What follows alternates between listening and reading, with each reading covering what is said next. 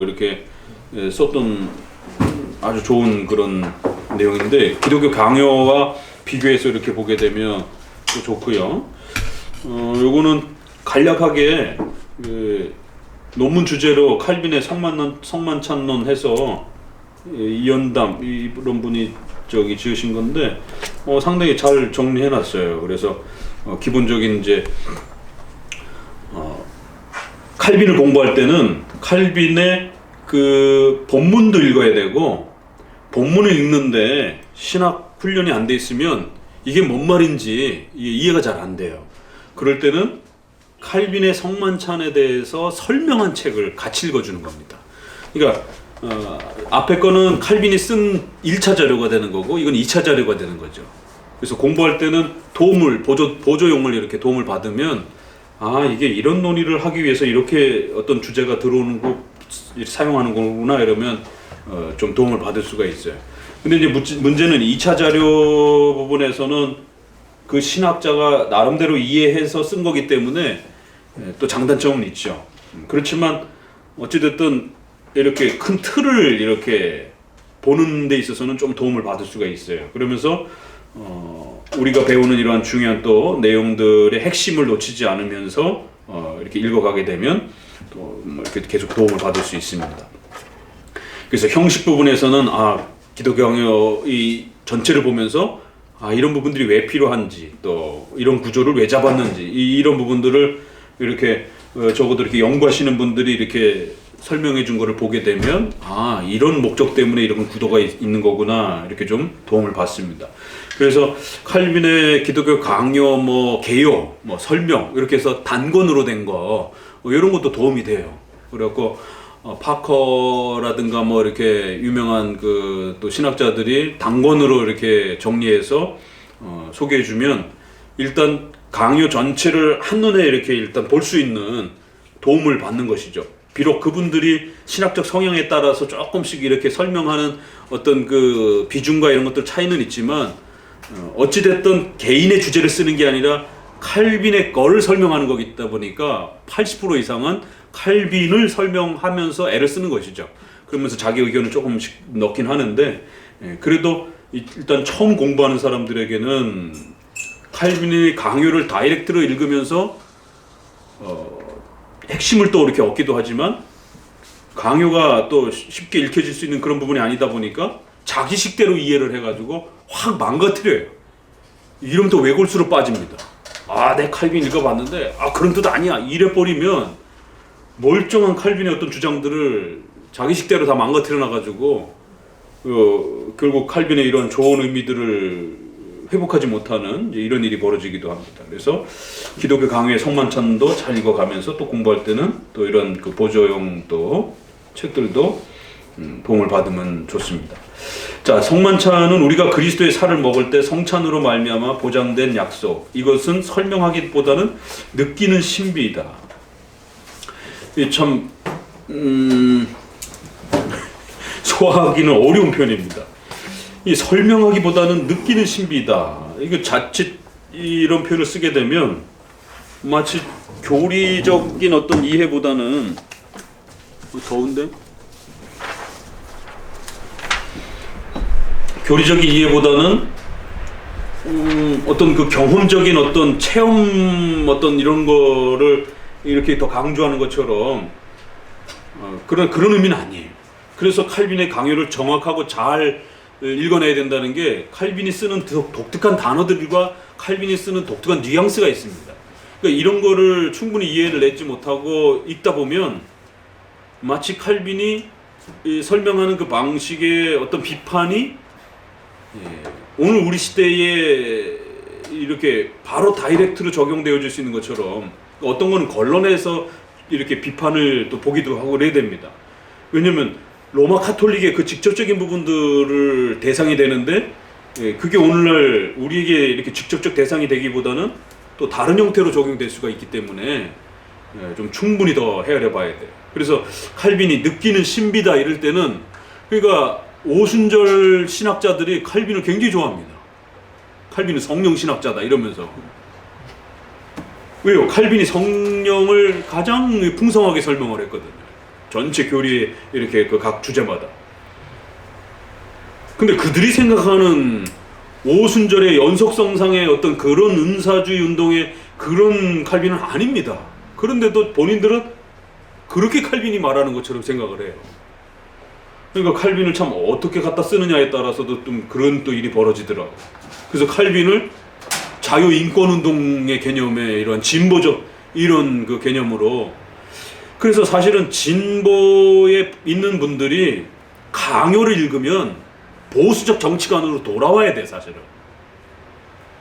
왜냐면 칼빈이 프란시스 1세에 대한 그러한 자세와 태도, 분명히 저항론을 이야기하면서도 거기에 프란시스 1세에 대한 그 왕에 대해서 갖춰야 될 자세와 태도, 이런 것들이 국가와 교회가 구별이 돼야 되는 성격. 그랬을 때 그 구별이라는 말은 제세례파처럼 완전 분리가 아니라 교회는 교회대로 쓴소리를 할 줄 알고 또 국가는 국가가 교회를 돕는 방식으로서의 상호 협조가 어떻게 이루어져 가는지, 그럴 때 국가의 정책이나 법에 대해 있어서도 칼빈은 많은 얘기를 한단 말이에요.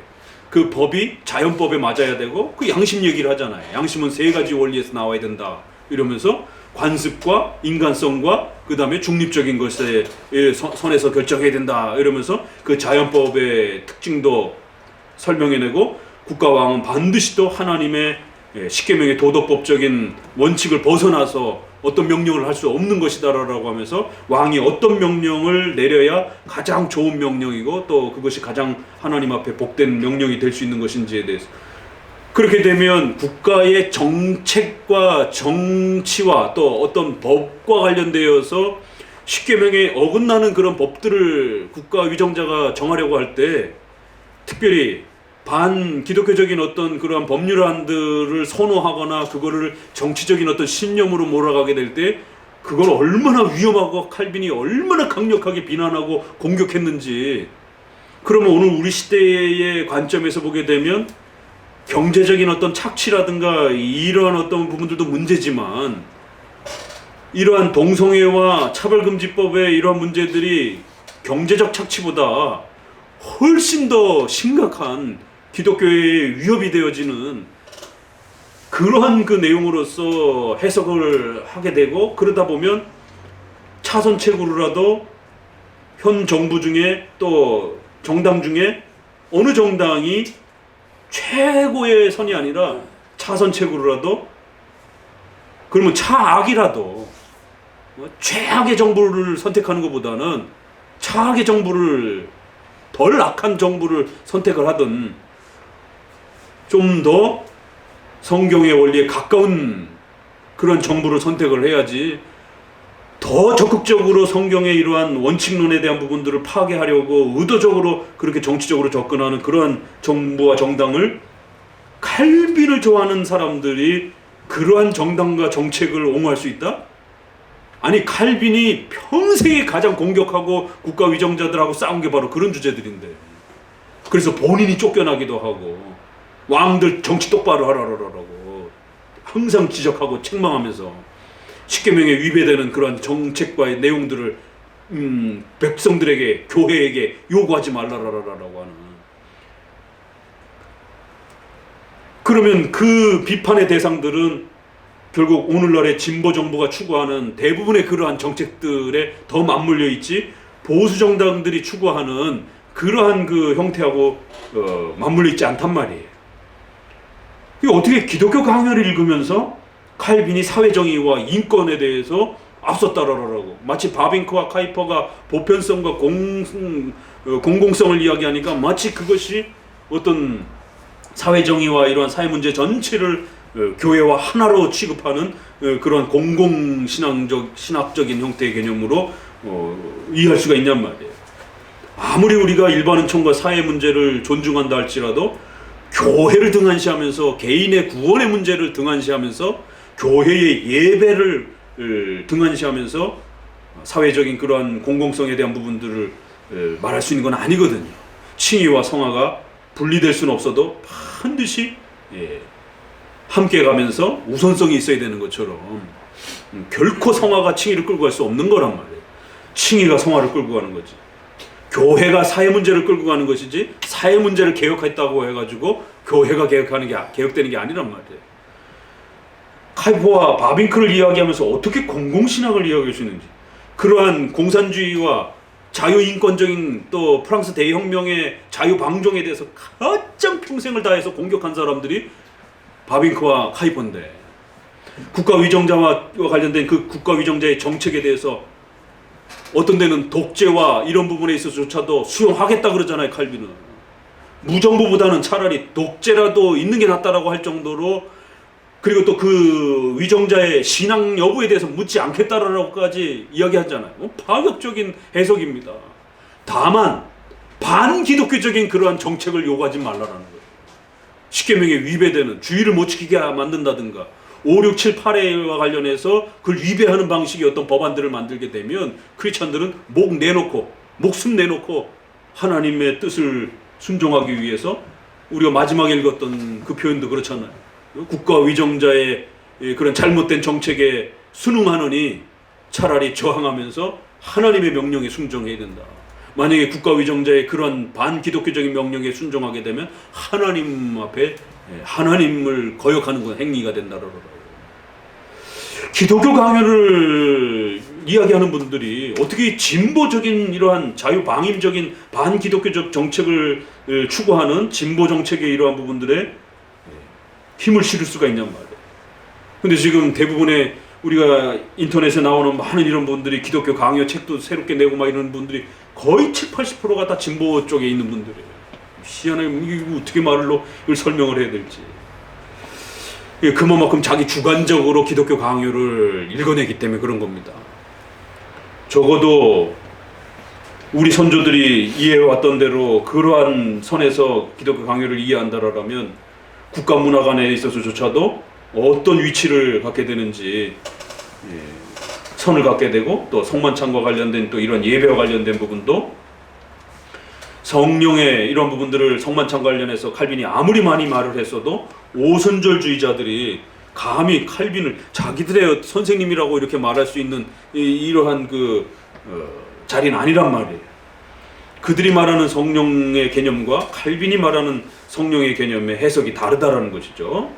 자, 같이 읽어봅니다. 그러므로 이 성례에서는 더 이상의 생각이 없이 단순히 그리스도의 몸을 우리에게 주는 것이 그 가장 중요한 기능이 아니다.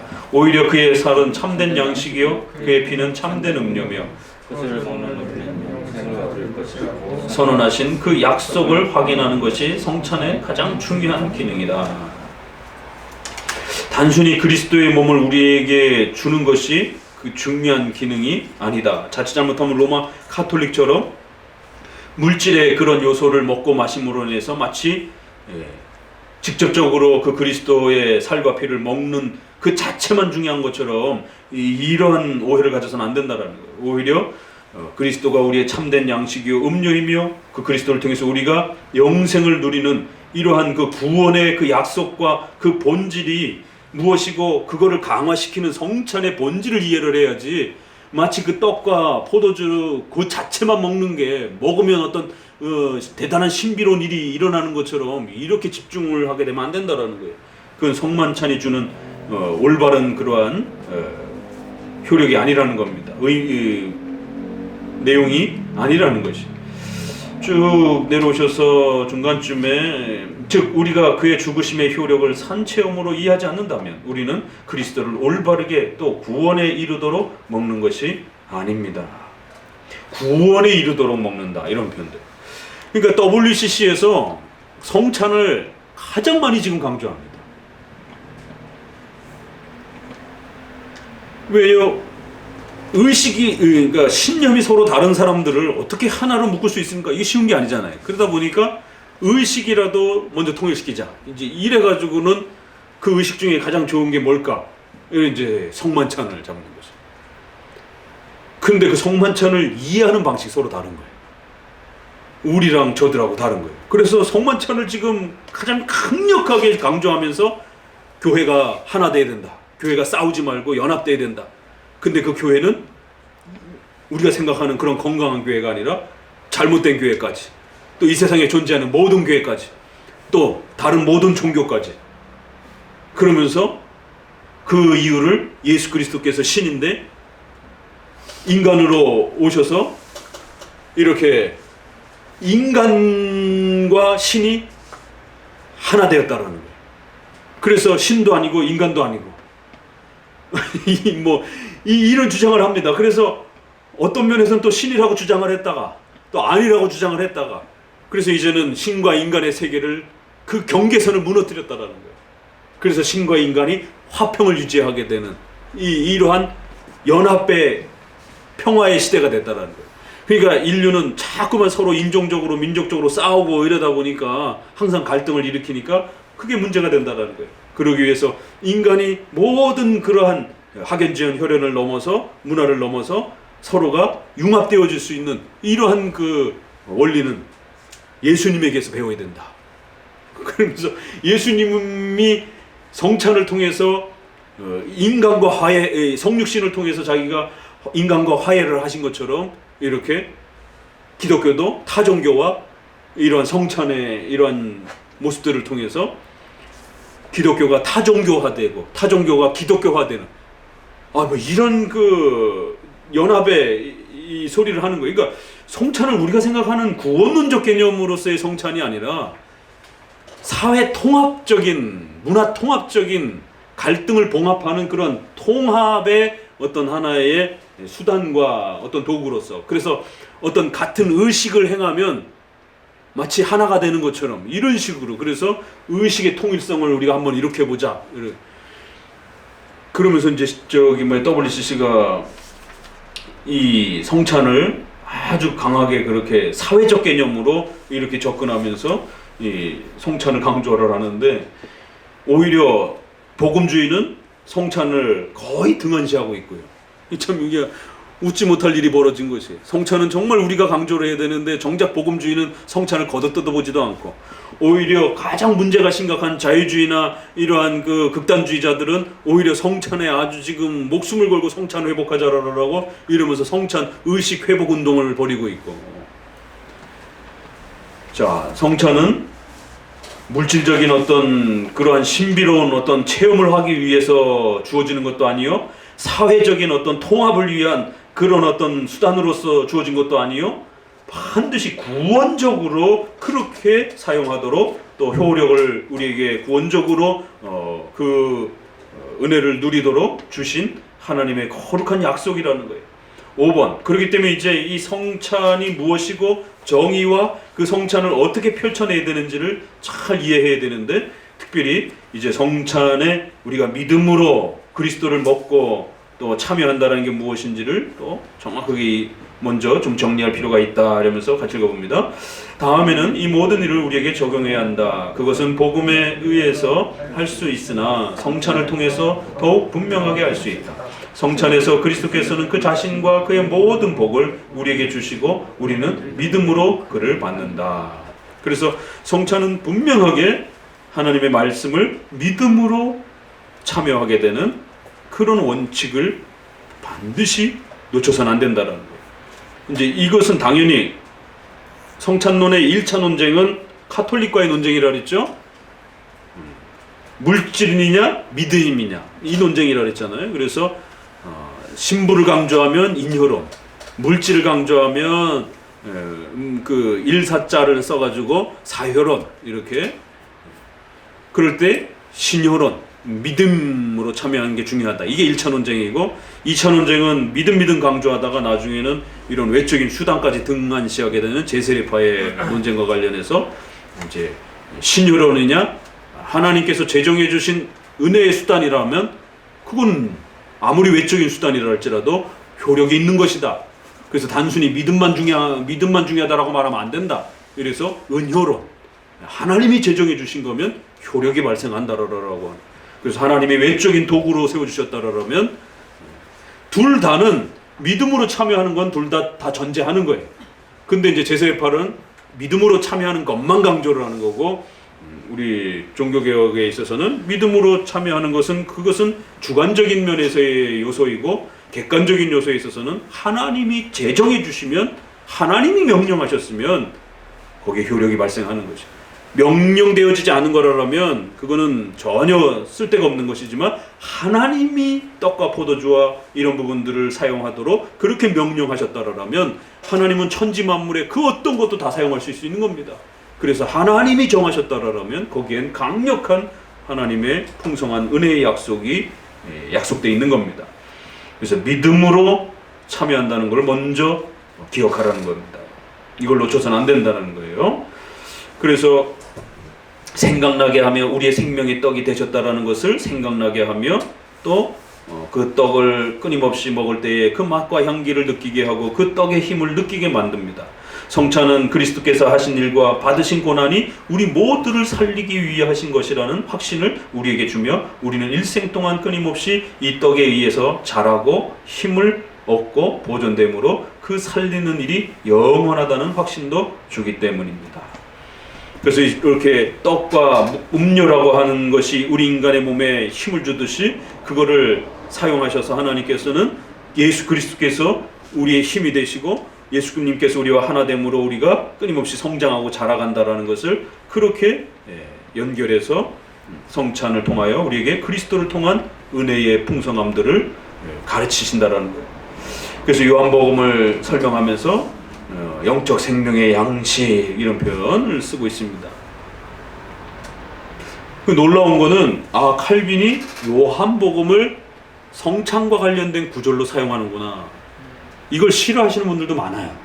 어떻게 요한복음이 성찬과 관련되느냐, 여기 직접적으로 먹으라, 뭐 취하라 이런 명령이 없지 않느냐, 성찬 제정에 어떤 명령이 없는데 어떻게 요한복음 6장을 성찬과 관련된 구절로 쓸 수 있느냐, 이것도 많은 논쟁이 있을 때, 그러면 우리는 어떻게 해야 되느냐? 그럼 우리는 적어도 칼빈이나 웨스민스터 선을 따라가는 거예요. 그럼 이러한 선에서는 6장을 성찬과 관련된 구절로 얼마든지 사용할 수 있습니다. 이걸 싫어하시는 분들은 6장을 안 쓰는 것이죠. 자, 그래서 5페이지 지금 같이 읽어봅니다. 그는 십자가에 달린 자신의 몸을 복음의 말씀으로 이렇게 먹게 하시며 성찬의 거룩한 신비로 자신을 주시는 것을 확인하시고 겉으로 가리키는 것을 내면적으로 성취하시면서 매일 강령을 주십니다. 특별히 여러분들이 성찬과 관련된 부분들은 한 2번 내지 3번 더 읽으셔야 돼요. 다른 부분들은 그래도 한 번 읽으면 이렇게 감이 오는데, 성찬은 한 번 읽어갖고 감이 안 와요. 적어도 2-3번은 요 부분만큼이라도 성찬 17, 18, 19장은 2-3번은 더 읽으셔야 됩니다. 잘 집중해서 읽으셔야 돼요. 지금 그는 십자가에 달린 자신의 몸을 복음의 말씀으로 우리에게 주어 먹게 하시며, 이게 먹는다라는 게 뭔 말인가? 이게 먹는다라는 말을 잘못 이해하면, 물질로 이해하면 식인종이 될 수가 있고, 먹는다라는 말을 의미가 없다라고 하면 상징이 되는 거예요. 그러니까 이게 먹는다라는 게 뭘까? 그래서 복음의 말씀으로 우리에게 주어 먹게 하신다라는 거예요. 성찬의 거룩한 신비로 자신을 주시는 것을 확인하시고, 외적으로 가르치는 것을 내면적으로 성취하십니다. 이런 표현도 상당히 중요한 겁니다. 우리는 여기서 2가지 가오를 조심해야 되는데, 첫째, 표징을 경시함으로써 신비와 거기에 붙어 있다라고 할 수 있는 그 표징을 서로 분리해서는 안 됩니다. 제세례파죠. 표징이 필요 없다라고 하는 도구와 수단이 필요 없는 것처럼. 둘째는 표징을 과도하게 찬양함으로 마치 그 요소, 물질의 신비 자체가 있는 것처럼. 당연히 로마 카톨릭이죠. 항상 이 2개가 문제가 된다라는 거예요. 요 2 문제를, 오류를 잘 걸러내면서 성경적인 성찬을 잘 바르게 정립한다는 게 중요하다는 거예요. 중간쯤에 어떤 사람들은 그리스도의 살을 먹으며 피를 마신다는 것은 한마디로 그리스도를 믿는다는 뜻에 불과하다라고 말합니다. 믿음으로 참여한다는 말은 열심히 믿으라, 그 그리스도께서 주신 그 은혜들을 열심히 우리 마음속으로 잘 믿고 있으면 된다, 이런 뜻으로만 단순히 생각한다는 거예요. 이게 제세례파입니다. 상징설이에요. 더 명확하고 더 숭고한 무엇을 가르치는 것으로, 그러나 나는 그리스도께서 이 성찬을 통해서 아주 분명히 더 명확하고 더 숭고한 무엇이 있다라는 것을 가르치고 있다고 나는 주장한다는 거예요. 단순히 신앙 열심히 똑바로 더 열심히 믿어 이런 격려 차원이 아니라는 거예요. 성찬은. 그러니까 성찬에는 로마 카톨릭처럼 그 물질 자체에 힘은 있는 건 아니에요. 그렇다고 해서 성찬은 그냥 열심히 격려 차원의 그냥 단순한 어떤 그런 외적인 수단도 아니에요. 그러니까 성찬은 여기에 뭔가 묘하고 신비로운 부분이 있는 거예요. 그러다 보니까 우리가 교리적으로는 열심히 설명해 가는데, 그러나 그 마지막 단계에서는 그 교리적 토대 위에서 본인이 들어가서 성찬에 참여해서 느끼는 신비의 그 형태로 확인할 수밖에 없다라는 겁니다. 그런데 그 신비로움을 느끼기 위해서는 반드시 교리적으로 정리가 되면서 들어가야 된다는 거예요. 즉 진정한 의미에서 그에게 참여함으로써, 이런 표현도 보세요. 진정한 의미에서 예수님에게 참여함으로써 우리는 생명을 얻는다는 뜻입니다. 그럼 이게 뭐가 다른가? 이게 카톨릭과 그러면 제세례파와 무슨 차이가 있는 거지? 진정한 의미에서 그에게 참여함으로써 우리는 생명을 얻는다는 것입니다. 그럼 이게 카톨릭하고는 다른 표현인가? 그렇다라는 거예요. 그러므로 우리가 그에게서 받는 생명을 단순한 지식으로 얻는 것이라고 생각하는 사람이 없도록 하시기 위해서 그에게 참여하는 것을 먹는다 또는 마신다는 말로 표현하셨습니다. 자, 이번 기회에 하이델베르그 또 웨스트민스터의 성찬 부분만 열심히 좀 읽어보세요. 왜? 그건 더 간략하게 더 요약된 거기 때문에 제네바, 하이델, 데우리 문답, 여기서 말하는 성찬에서 믿는다는 게, 먹는다는 게 무엇인가, 성찬에 참여한다는 게 무슨 뜻인가, 아주 핵심을 이렇게 좀 정리해서 10번, 20번, 그건 한 문장들씩이니까 열심히 읽어보세요. 그래서 이번에 중급까지 이 성찬의 의미들을 한번 끌어올려 보세요. 몸에 영양을 주려면 떡을 보는 것보다 먹어야 하는 것 같이 영혼도 그리스도의 힘으로 영적 생명을 얻으려면 그에게 참으로 또 깊이 참여하는 자가 되어야 합니다. 자, 중요한 단어 나왔어요. 어떤 단어죠? 참여한다. 그래서 그리스도와 연합하게 된다. 이런 단어가 제세례파와 관련되면 그냥 단순히 믿는다, 이거는 분명히 차이가 있다는 거예요. 근데 이 참여와 연합한다가 로마 카톨릭과 연결이 되면 또 분명히 뭐가 차이가 있다는 거예요. 로마 카톨릭과 관련해서는 그리스도의 몸으로 바뀐 물질 자체를 먹는 걸로 이렇게 이해한다는 거예요. 그런 건 또 아니라는 거예요. 한 10번은 더 읽어봐야 됩니다. 이 참여함으로써. 그래서 이런 표현을 쓸 때는 대조에서 칼빈도 단순한 지식으로 얻는 것이 아니다, 이런 표현을 과감하게 쓰는 겁니다. 칼빈은 교리를 강조하기 때문에 이 지식이 중요하다라고 늘 강조하는데, 이 성찬과 관련해서는 단순한 그 지식에서 머물러 있는 수준을 넘어서서 그 안에 놀라운 신비로운 그리스도와의 참여에 대한 그 자리가 있다라는 거예요. 그래서 단순한 지식으로서만 머물러 있지 않도록 노력해야 된다는 겁니다. 그런데 이런 신비로운 참여는 반드시 올바른 교리적 정립으로부터 시작이 된다는 거예요. 그래서 이제 밑으로 내려오면, 그렇기 때문에 내가 하는 말과 그들이 하는 말이 분명히 차이가 있다는 거예요. 즉 그들에게는 먹는다는 것이 믿는다는 것뿐이지만, 나는 그리스도의 살은 믿음에 의해 우리의 살이 되기 때문에 우리는 믿음으로 그의 살을 먹으며, 이렇게 먹는 것은 믿음의 결과라고 말한다. 중요한 단어 나왔어요. 뭐에서 차이가 난다고요? 결과. 그러니까 믿음으로 먹는다라는 그 의미를 믿음의 결과 개념으로 이렇게 이야기를 하는 것이다라는 거예요. 이게 제세례파와의 차이라는 겁니다. 더 분명하게 말하라고 한다면 그들에게는 먹음이 곧 믿음이라는 것이에요. 제세례파에게. 나에게는 먹음이 믿음의 결과라고 생각한다는 거예요. 이게 쉽습니까? 어렵죠. 그럼 도대체 먹는다는 건 곧 믿는다는 것이라는 의미와 먹는다는 게 믿음의 결과라는 거에 분명히 차이가 있다는 거예요. 이걸 혼용해서 쓰게 되면 영적 임재설의 이 풍성함을 못 느낀다는 거예요. 그래서 저번에 한번 여기 나가신 그 어떤 청년이 성찬과 관련해서 묻길래 이런 비슷한 이야기들을 SNS에 했었잖아요. 그랬더니 자기는 믿음으로 먹는다라는 걸, 그리스도를 먹는다라는 것을 자기는 믿음으로 먹는다라고 생각하는 것이지 뭐 다른 게 어떻게 먹느냐라고 해서 막 제가 설명해 줬더니 그것도 좀 이상합니다 막 이러면서 이상하면은 일단 조직신학자가 장로교회 성찬에 이 전문가가 이야기를 하면 자기하고 이해가 안 되더라도 열심히 읽고 또 새겨보고 그래야 될 거 아니에요. 자기 이미 벌써 자기가 정립을 해놨어요. 그러면 성장이 안 됩니다. 가르침이 안 들어오는 것이죠. 나는 비록 이렇게까지 지금까지는 정리해놨어도 또 전문가 분야에 계신 분이 어떤 또 다른 어떤 새로운 의미가 나와 다른 의미가 있으면 이게 왜 다른 것인지, 그럼 이분이 설명하는 것은 도대체 어떤 의미인지 계속해서 더 고민하면서 들어봐야 되는 겁니다. 믿음의 결과라는 말과 먹음이 곧 믿음이라는 것과 뭐가 차이가 있는가? 뭐의 차이가 있는 겁니다. 이것은 말로는 사소한 차이지만 본질적으로는 엄청난 차이가 나타난다는 거예요. 결국 모두가 사도의 말을 믿음의 현저한 결과를 설명하는 것이라고 느끼는 겁니다. 믿음에 의해서 신자들의 마음속에 그리스도가 계시게 되기 때문입니다.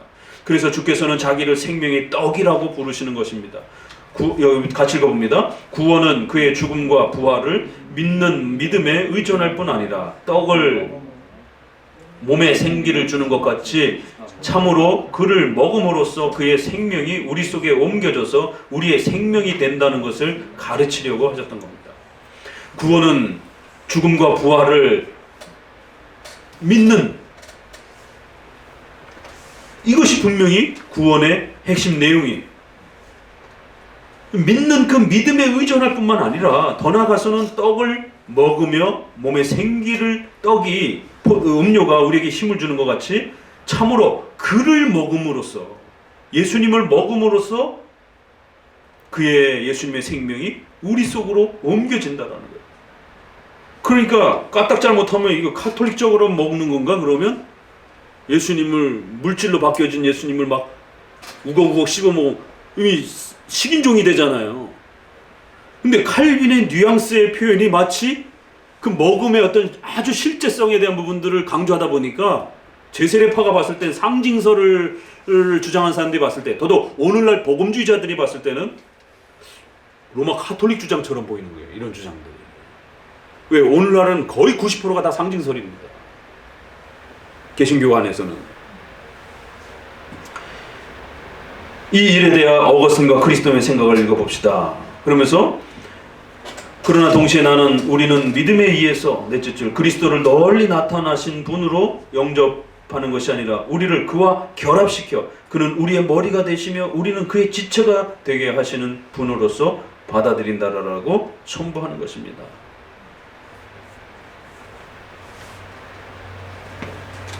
오거스틴의 이제 이런 표현들 안에 나는 저 표현을 전적으로 물리치지 않고 그리스도의 살을 먹는다는 뜻을 정의할 때 그것이 완전한 해석이라고 하는 것을 부정할 뿐입니다. 그래서 이제 오거스틴 안에도 잘 조심스럽게 읽어야 된다 이러면서 좋은 표현들을 우리가 잘 받아들이면 되지만 또 성찬과 관련해서 그렇지 않은 부분들은 또 조심해서 살펴 접근해야 된다라는 거예요.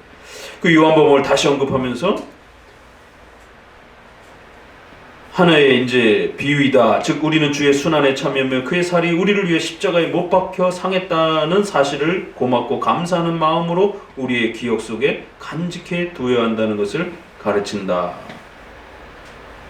기억 속에 간직해 둬야 된다. 이제 이런 표현, 그것과 우에서 결합시킨다 이런 표현이 지금 대조되고 있어요.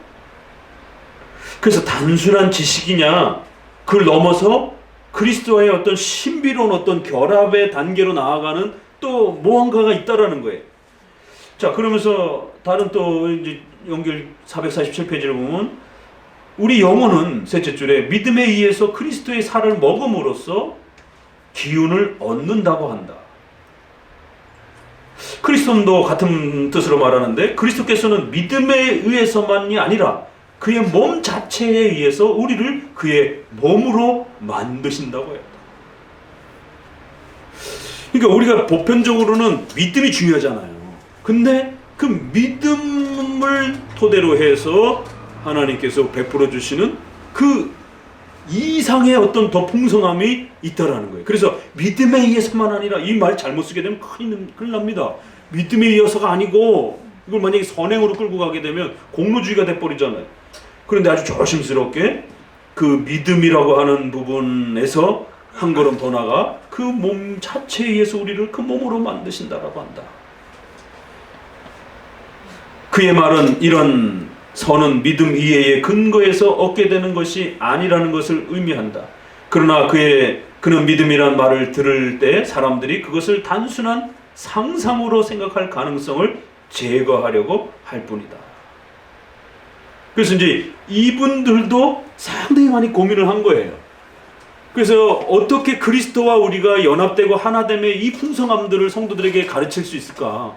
라고 했을 때 그냥 단순한 지식이라고만 이렇게 이야기를 해도 안 되고, 단순한 마음의 어떤 상상이라고만 생각해도 안 되는 거고, 반드시 그리스도와 실제적 연합의 이러한 그 신비로운 하나됨의 이 깊이를 말해줘야 된다는 거예요.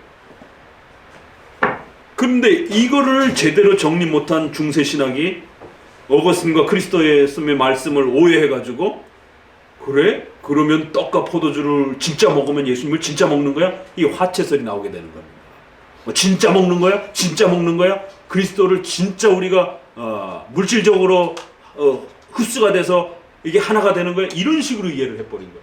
믿음 외에 뭔가 더 있다 이래버리니까. 그러니까 이제 제세례파는 그런 게 어딨어 복잡하게, 그냥 잘 믿으면 되는 것이지, 이제 이래버린 겁니다. 그러니까 교부 시대의 교부들도 아주 조심스럽게 이 성찬과 관련해서는 마치 예정론의 신비로움이 있는 것처럼 이 성찬에도 아주 신비로움이 있는 겁니다. 물질과 영적 세계에 이러한 그 연결을 하는 거기 때문에 거기에는 아주 이성적으로 다 설명되지 않는 부분이 분명히 또 있는 것이고, 그럼에도 불구하고 성경이 가르친 만큼은 또 우리가 어려워도 이해하면서 쫓아 들어가야 되는 거예요. 자, 그래서 누가복음 22장에 이제 피로 세운 새 언약이다라고 부를 때 믿음을 강화하는데 도움이 되는 약속이 표현된다는 점을 이해하기를 바란다. 이 약속을 보더라도 우리가 하나님을 우러러보며 하나님께서 제시하는 것을 받지 않는다면 그것은 성찬을 바르게 받는 것이 아니라는 결론이 생깁니다. 그러니까 예수님은 분명히 그냥 말씀 열심히 믿고 신앙생활 잘 하면 뭐하러 성찬을 줬겠느냐라는 거예요. 성찬에는 또 다른 신비가 있다라는 거예요.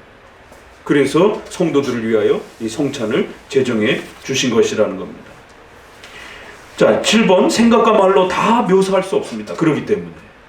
그래서 그건 어떤 교제인가라고 알려고 할 때 우리는 성령에 참여할 뿐이라고 하며 살과 피는, 어떤 사람들은 그렇게 또 말한다라는 거예요. 성령에 참여할 뿐이지 살과 피는 말하지 않는다라는 거예요. 이 영적으로만 우리가 이렇게 기쁨을 누리면 되는 것이지, 그리스도의 살과 피의 이러한 그 연합을 뭐 어떻게 보이지도 않는데 뭐 그런 거에 연합해?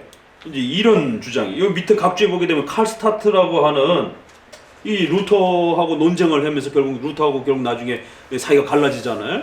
그러면서 이제 극단적 자유를 주장하면서 제세례파와 같은 이제 그런 주장으로 넘어가는 루터 계열의 사람입니다. 그러면서 영적인 이러한 그 세계만 우리가 잘 믿음으로 묵상하면 되는 것이지, 왜 자꾸 그리스도의 살과 피에 참여한다라고 말하느냐. 나는 이 사람들을 탐탁하게 생각하지 않는다.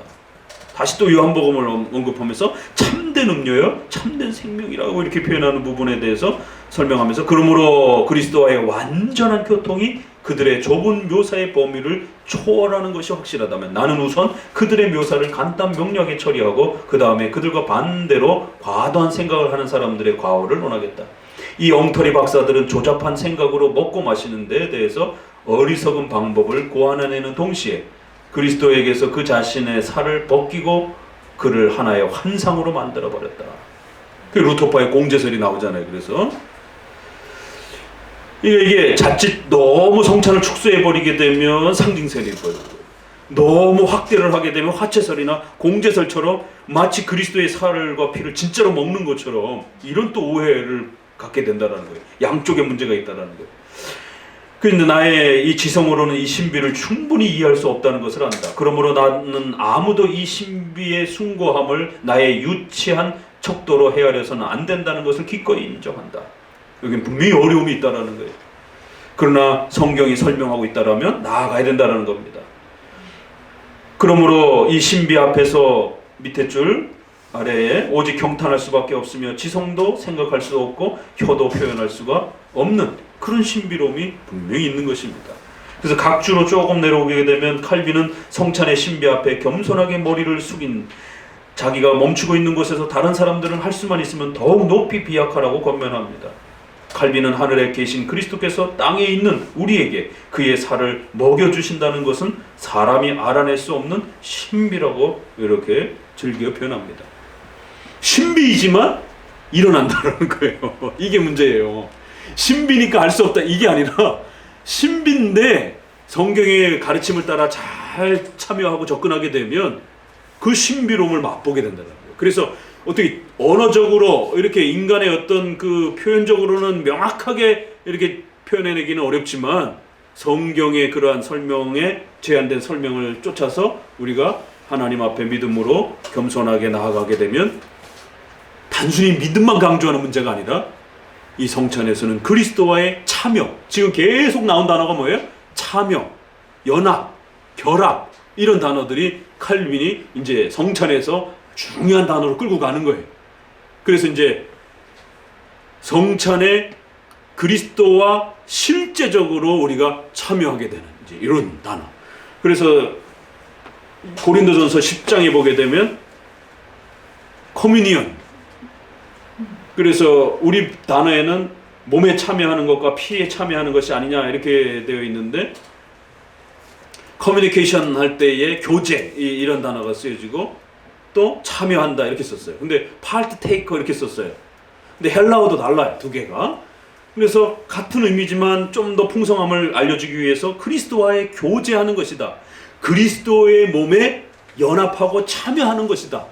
이렇게 해서 좀 더 의미들을 자꾸 이렇게 좋은 단어들을 가져다가 그리스도를 성찬을 통해서 우리가 만난다는 게 도대체 뭔가 그냥 믿음만 고백하는 그런 어떤 단순한 건 아니라는 것이. 그래서 그건 교제라고도 표현할 수도 있고 참여라고도 표현할 수도 있고 이런 중요한 단어들을 놓치지 않으면서 칼빈은 상징과 지나친 물질적 참여 부분들을 배격하면서 분명히 참여라고 하는 단어를 잘 잡아야 되고 그래서 그 참여가 물질적 참여가 되지 않도록 조심하면서도 또 분명히 그리스도의 살과 피에 참여한다라고 하는 또 단순히 그냥 영적으로 우리 마음에 그냥 그리스도를 기억하고 사모한다 이런 수준에 머물러 있어서도 안 된다라는 것이 그런 의미하고는 또 다른 또 실제적 참여라고 하는 그러한 또 부분을 놓치지 말아야 된다는 거예요. 오늘은 여기까지 이렇게 오늘은 참여라는 단어가 왜 그렇게 중요한가 부분에 대해서 좀 더 여러분들이 많이 고민하시면서 또 읽어가시라고 그 정도까지만 정리가 되었음을 보게 됩니다. 기도합니다.